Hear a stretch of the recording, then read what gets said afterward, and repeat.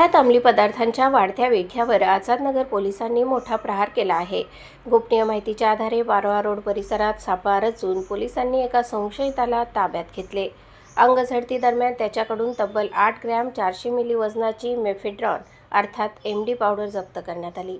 जप्त करण्यात आलेल्या अंमली पदार्थाची बाजार मूल्य सुमारे 1,68,000 रुपये असल्याचे पोलिसांनी सांगितले आहे। चौकशीत संशयिताने आपले नाव रईस खान असगर खान पठाण असल्याचे सांगितले।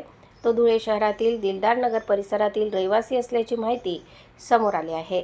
तरुणाईला नशेच्या आहारी नेणाऱ्या घातक अंमली पदार्थांच्या विक्रीवर अंकुश आणण्यासाठी पोलिसांनी ही कारवाई केली असून यामुळे ड्रग्ज तस्करांमध्ये मोठी खळबळ उडाली आहे।